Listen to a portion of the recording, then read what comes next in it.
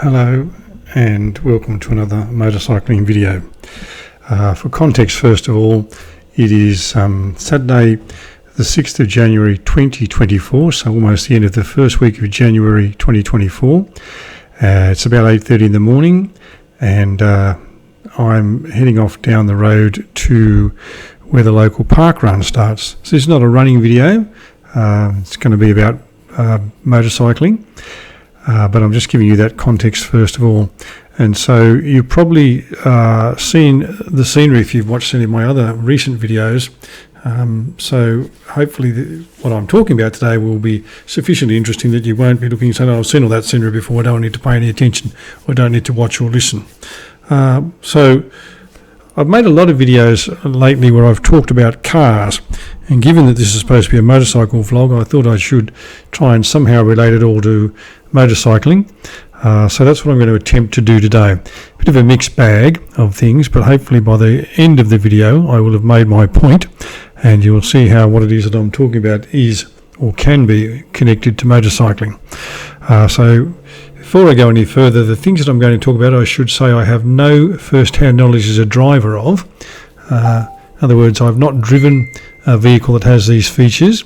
I've seen a lot of videos where people who test drive cars for a living, for carsales.com and Cars Guide and Chasing Cars and so on, have talked about these features. I'll get to the features in a minute.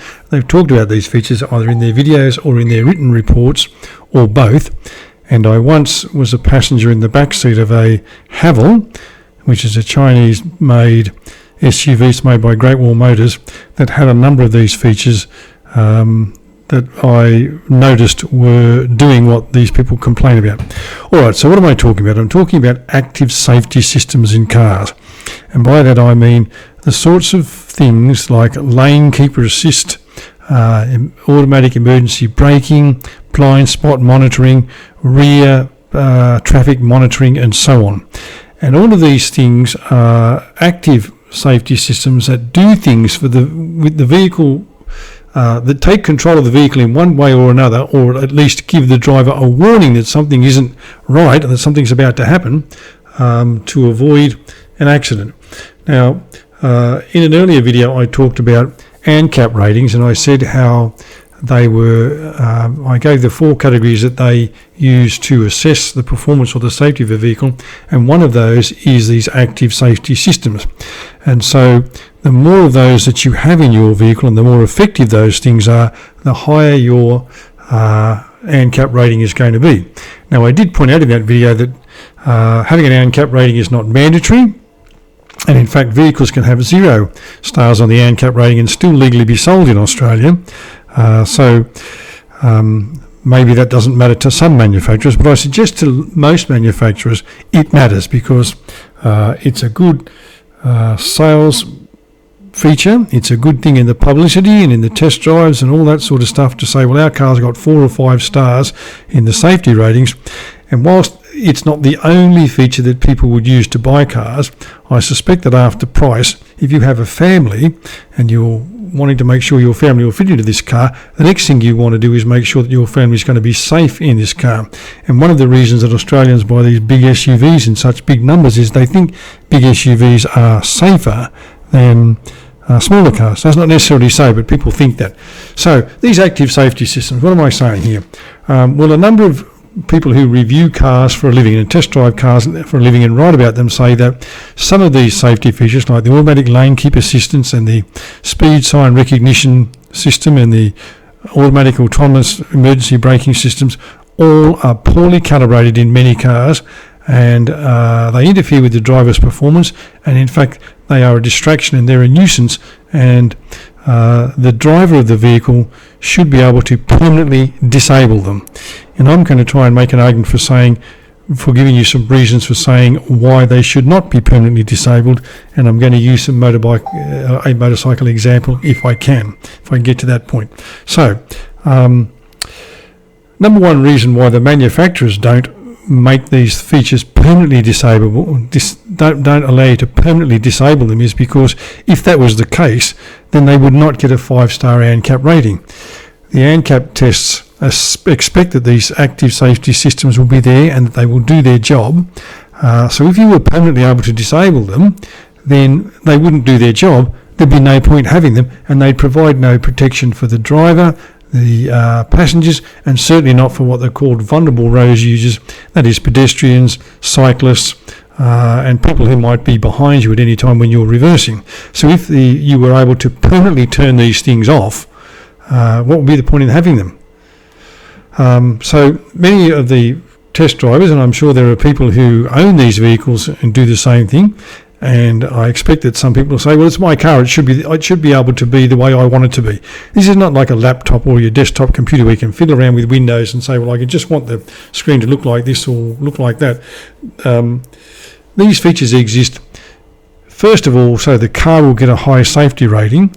Secondly, to keep the people in the car safe and the people outside the car safe, and so that everybody on the road has a greater degree of protection than they might otherwise have.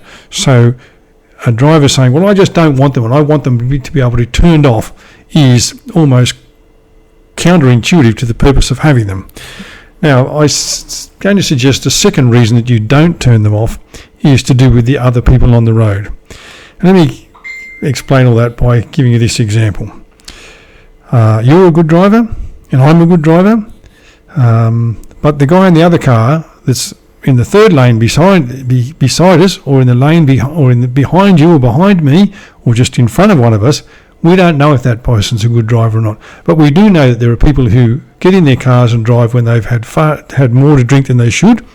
We do know that people get in their cars when they've ingested other sorts of chemicals and things like that they ought not to be ingesting, or if they're going to ingest them, they ought not to be in a car after they've done it. We do know that people get in their cars and play with their phones, and we do know in modern cars with these infotainment screens that are as big as an iPad and have as many options as an iPad, that people get in the car and they are distracted by those things. Well, I've got the GPS on, but I just want to put on a new podcast. So I'm just going to fiddle around with the settings and push the buttons and swipe right and left and whatever it is I have to do until I find the podcast I was looking for. Or while I'm got the GPS on, I'll just type in where the nearest charging station is, or service station, or restaurant, or whatever it is, while I'm driving. So I'm distracted from the road. Now, in some cars, a couple of Chinese brands in particular, the Haval and the Aura, there is a driver fatigue camera on the driver's right-hand A pillar. And what that does is it looks at the driver's eye movements and head movements, and if it feels that the driver's attention is wavering from the road for any length of time, it starts sounding alarms. Now, this is what happened when I was in this Haval a little while ago. The guy was driving down the multi-lane road in Brisbane, and all sorts of alarms were going off all the time. And it may be that those features were all poorly calibrated, or it may be the camera was detecting he was watching, flicking his head around, looking out the windows and up and down and looking at the screen and whatever. But I understand that in some cases, if you don't attend to those warnings, the car comes to a complete stop. But what happens if you have the lane assist keeping thing turned on is if you start to leave your lane, or the vehicle detects that you are leaving your lane without having a signal that you intend to do so, it starts beeping at you and starts sounding an alarm. And it sounds an alarm if there's somebody behind you. And if there's somebody in front of you, even if you've seen them and you're able to react, the vehicle activates the autonomous braking and sounds an alarm and starts slowing you down. Now, some reviewers say these alarms are intrusive and they're annoying and they're distracting, and in fact they're worse for the driver because they're going off all the time, and eventually the drivers just get fed up with them and turn it all off, or they just ignore it. Let me put this scenario to you. Like I said, we're on a multi-lane road and you're in one lane and I'm in another lane, and we're good drivers, and there's another person in the third lane and we don't know about that person. We don't know whether they're a good driver or not, but we think that they could have been drinking or taking drugs or playing with their phone or playing with the screen or whatever. So they're going to be distracted from the task that is driving their 1.5 to 2 tons of steel full of petrol or diesel or full of electric charges and all sorts of things. And there's a potential for a cosmetic scrape, or there's a potential fatality.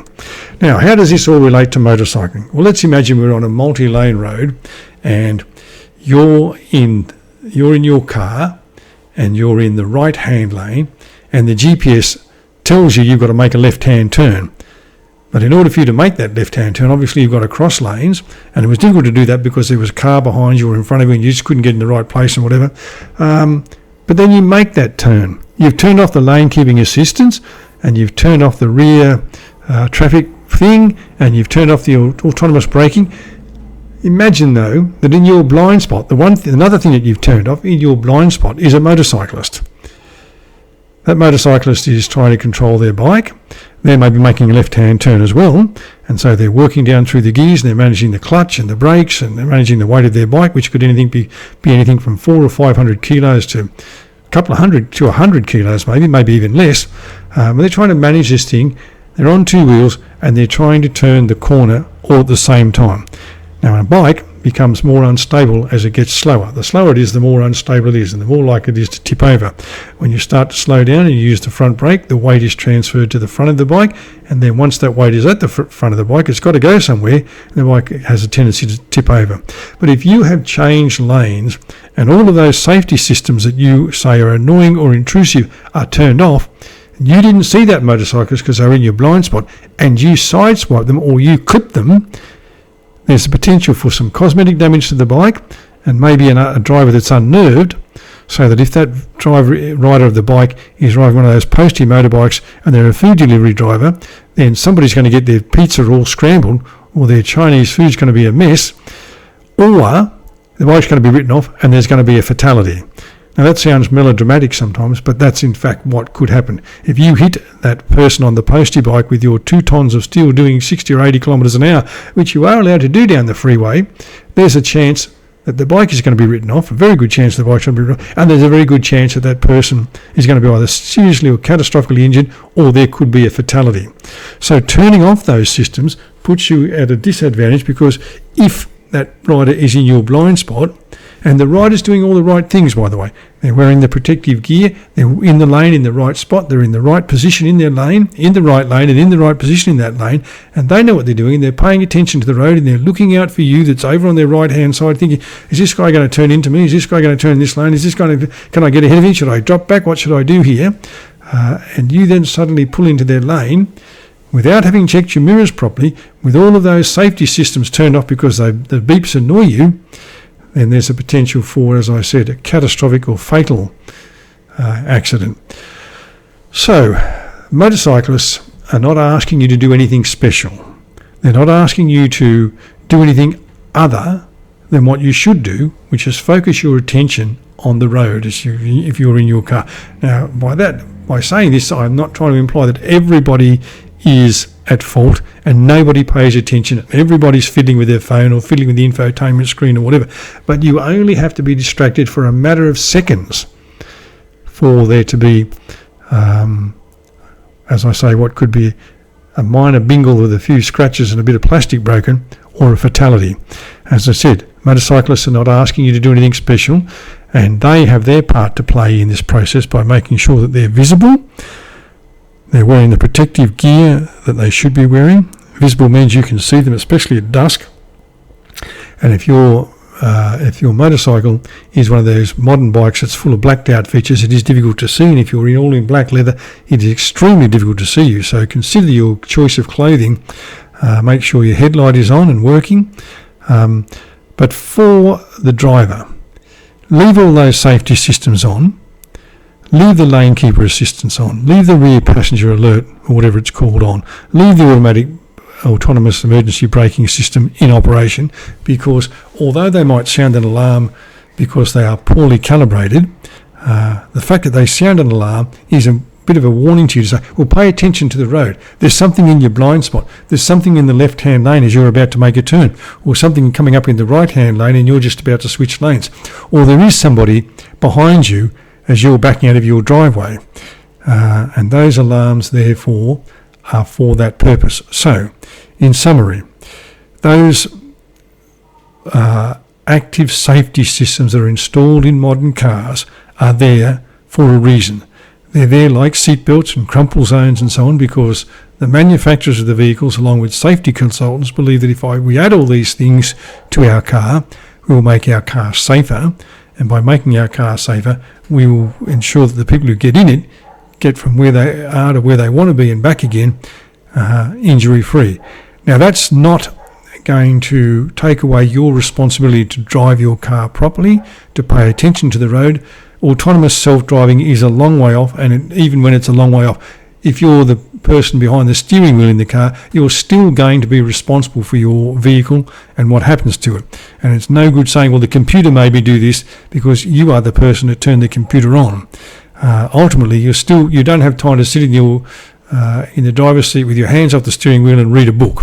But so, they're there for a reason. They're there to make the vehicle safe, but they're there also so that other people that are on the road, whether they're pedestrians, cyclists, or motorcyclists, so they can have confidence that you have all these systems in your car to keep you alert to what's going on around you on the road and alert you when there's somebody coming up. And before you change lanes, before there's an accident, you are warned and you take appropriate action. Well, thank you for watching. I hope that I've made my point, and I'll talk to you again when I'm making the next video.